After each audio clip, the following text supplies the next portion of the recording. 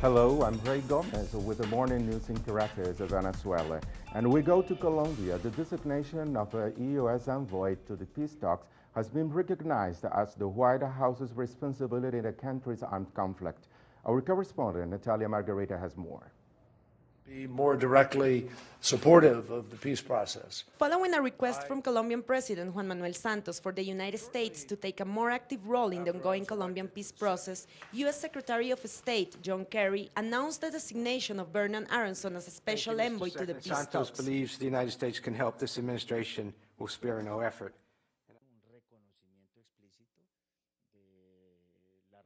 It is an explicit recognition of the United States' responsibility in Colombia. One would expect that it's like what happened in Central America when President Clinton apologized for the U.S. intervention in Guatemala. The same happens in Colombia.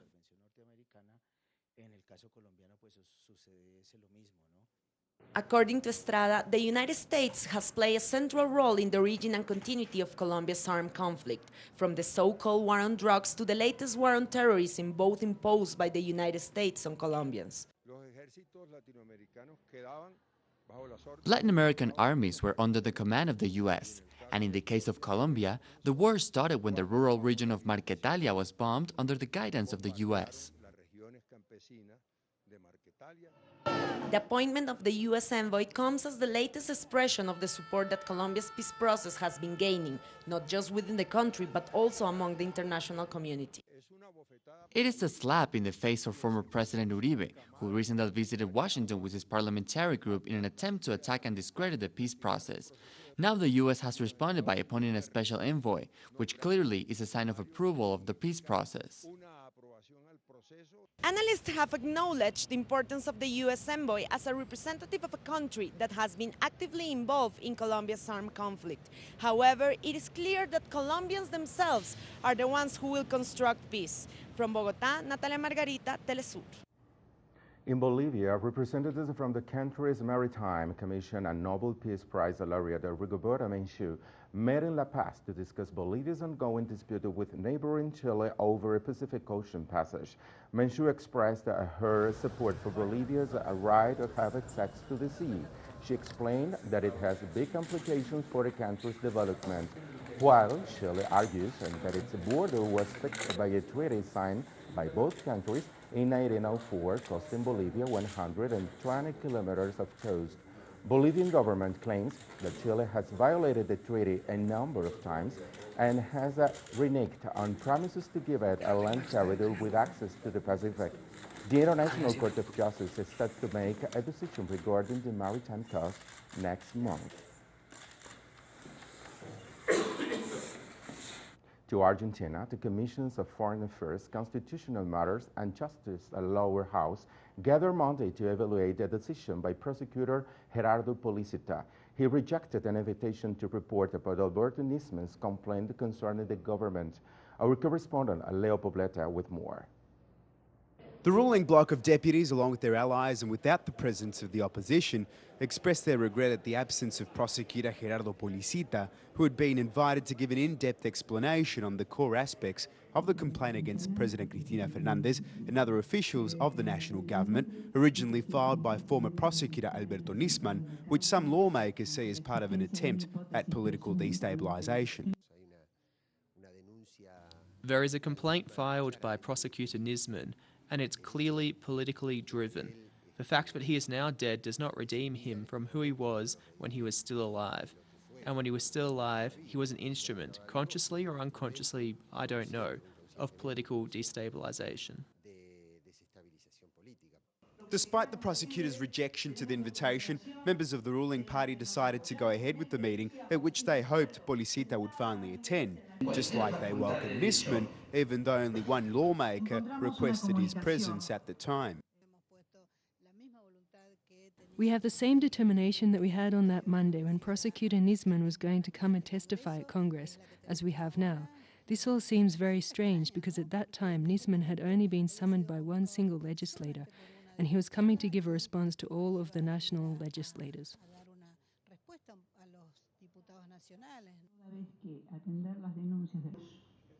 During the meeting, the chairman of the Foreign Relations Committee of the House, Guillermo Carmona, questioned the usage of the memorandum settled between Argentina and Iran as an attack against the government by Nisman.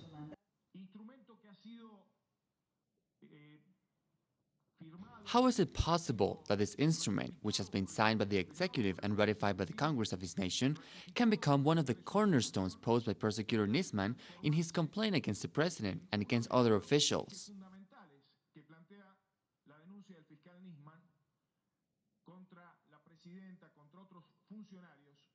Meanwhile, this Wednesday, Argentina's Chamber of Deputies, in a special meeting of the House, will proceed with the treatment of the intelligence system reform, which already has the preliminary approval of the Senate.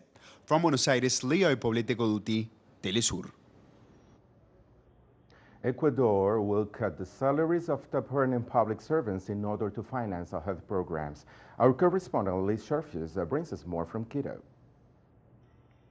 In his weekly Saturday television address, President Rafael Correa announced a measure to cut his own salary and those of public servants earning more than $6,000 per month by 5 to 10% to help finance the hiring of 2,187 medical professionals, necessary infrastructure, and programs to combat maternal mortality. So, my friends, we are conducting a study to reduce the salaries of some staff of what is called the upper echelons of the public sector. A reduction of 5 to 10% is what we are studying, which would free up to $21 million to be able to hire all the doctors for the Ministry of Health needs. The total estimated cost of this measure is $41 million, and the state is able to cover $20 million within the annual budget. The remaining $21 million is to be obtained through measures, such as reducing the salaries of top-earning public servants. They can accomplish this. It is mathematics. If you're going to reduce the salaries on top public servants, it is evidence that there is going to be a liberation of funds and that you can hire all these doctors. While Ecuador has made significant improvements in recent years to lower levels of these often preventable deaths, official figures reveal that 160 maternal deaths occur per every 100,000 live births. The plan to combat maternal mortality is divided in 4 parts, which include prevention and education, obstetric attention, management of statistics, and keeping effective records of mothers. We think that the success of this policy will not only be in hiring doctors and professionals, but in broader policies of coverage, education, improving health centres, infrastructure, and also diminishing poverty and making this known to the population. Maternal mortality is a global issue, as the World Health Organization estimates that 800 women die daily from pregnancy complications. By reducing salaries to contract qualified doctors and develop effective programs, Ecuador is taking necessary action to democratize access to quality care, working towards the elimination of these often preventable deaths. Liz Sharfius, Telesur, Ecuador. To the United States, the militarization of the police force is making waves as the Department of Justice decides whether to bring discrimination charges against police in Ferguson, Missouri. Our correspondent, Alexandra Hall, spoke with activists in Washington, D.C., and she brings us what they told her. If you're a young man of color in Washington, D.C., you know that when men with guns jump out of an unmarked car and start asking you questions, you don't move. I was originally thinking, we're being carjacked or robbed. Whoever these guys are, they're going to shoot me in the back if I start running or chase me and beat me. And so just kind of toughed it out. There was really nothing else to do. They were armed, we weren't. Those guys were police, and the tactic was a jump out. Although not officially acknowledged by D.C. police, they're consistently reported in Washington, D.C.'s African American and Latino neighborhoods.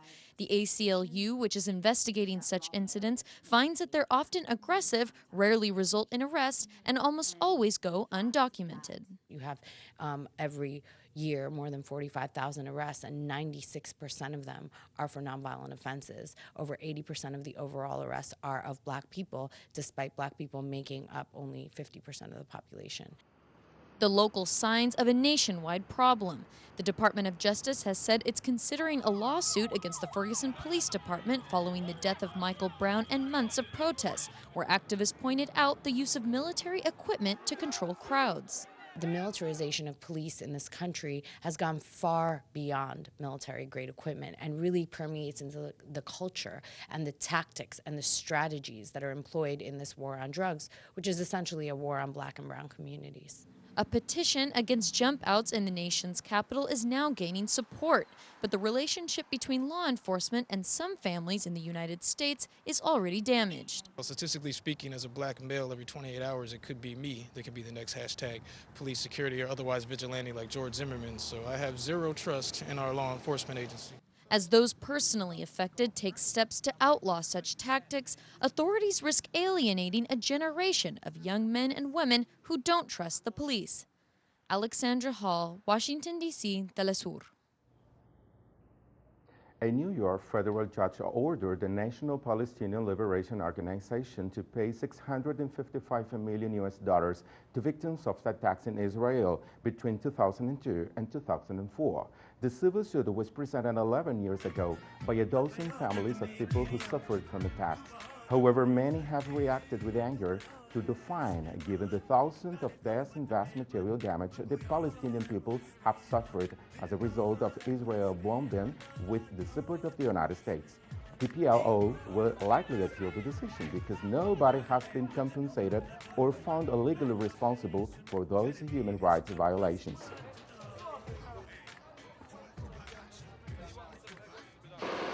The government has decided. Meanwhile, in New Zealand, opposition parties have condemned the Prime Minister John Key's decision to deploy 140 troops in order to provide training and support to Iraqi government forces battling the Islamic State group. New Zealand's opposition leader, Andrew Little, told Parliament Tuesday the government should increase humanitarian aid instead of trying to prop up Iraq's army, which he described as broken. Our military can, however, play a part. And the very rare Shakespeare's first folio discovered in the French library last year arrived at the Globe Theatre in London yesterday. The book, which contains 36 plays, surfaced in a library in northern France town of Saint-Omer in September. Only around 230 copies, first published 7 years after William Shakespeare's death, are known to exist. The latest discovery makes it only second in France. With no original manuscripts remaining, scholars frequently relied on subtle differences between copies of the folio to make judgments about the playwright's works. More into the other stories on our website, telesurtv.net/English. I'm Ray Gomez. Have a nice day.